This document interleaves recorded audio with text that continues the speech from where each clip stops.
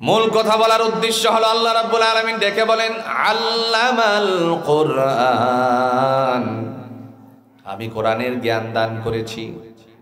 আর যারা কোরআনের জ্ঞানের সাথে জড়িত হয় তিনি ডাক দিয়া বলেন বান্দারে লাআল্লাকুম তাকিলুন, যাতে করে তোমরা কোরআনটারে বুঝতে পারো। সুবহানাল্লাহ,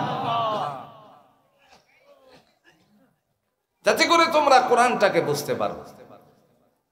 আপনারা বলুন কোরআন কোন ভাষা? আরবি ভাষায়। আরবি ভাষায় কোরআন আল্লাহ বলছেন আলিফ লাম রা তিলকা আয়াতুল কিতাবিল মুবিন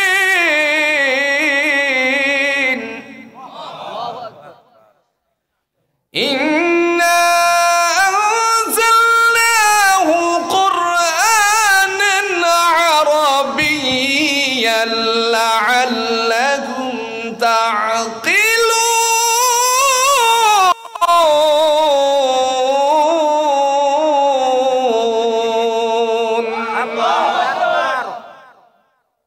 আল্লাহ বলেন ইন্না আনজালনাহু কুরআনান আরাবিয়্যান, নিঃসন্দেহে আমি কোরআনকে আরবি ভাষায় নাজিল করেছি, অবতীর্ণ করেছি, যাতে করে তোমরা বুঝতে পারো।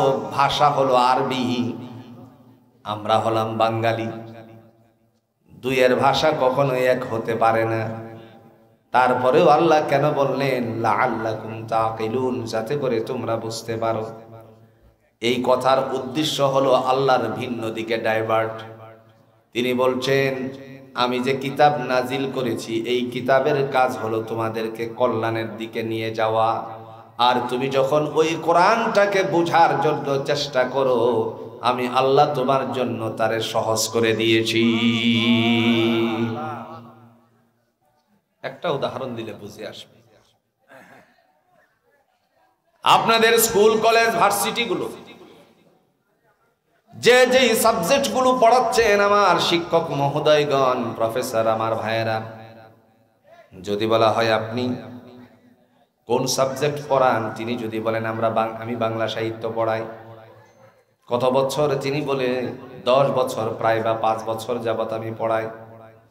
এখন আপনারা বলুন তো, শুরু থেকে যদি শেষ পর্যন্ত বলার জন্য ওনাকে প্রশ্ন করা হয় আপনি কি শুরু থেকে শেষ পর্যন্ত মুখস্থ বলতে পারবেন নাকি?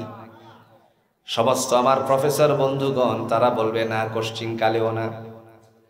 আর যদি তা না করেন, এটা না করে যদি আপনাদের অঞ্চলের হাফেজে কোরআনদেরকে মাহে রমাদানে এসে মুসল্লিদের সামনে দাঁড় করিয়ে দিয়ে বলে তুমি 5 ওয়াক্ত নামাজ যেইভাবে পড়িয়েছিলে এইভাবে 30 দিন 29 দিন কিংবা 27 রজনী পর্যন্ত খতমে কোরআনের মাধ্যমে তুমি তারাবি সালাতটুকু আদায় করাবে, জোরে বলুন তার দ্বারা সম্ভব কিনা?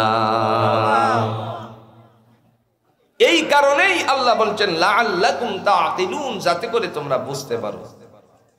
ওয়ালাকাদ ইয়াসসারনাল কুরআনা লিয-যিকরি ফাহাল মিন মুদ্দাক্কির। ভাইরা আমার, এই কোরআন এসেছে জাতিকে সুশিক্ষায় শিক্ষিত করে মানুষগুলোকে কল্যাণের দিকে নিয়ে যাওয়ার জন্য। লিল্লাহি তাকবীর, আল্লাহু আকবার, লিল্লাহি তাকবীর, আল্লাহু আকবার। হযরত মাওলানা শাইখুল ইসলাম শেখ সাহেবের আগমন।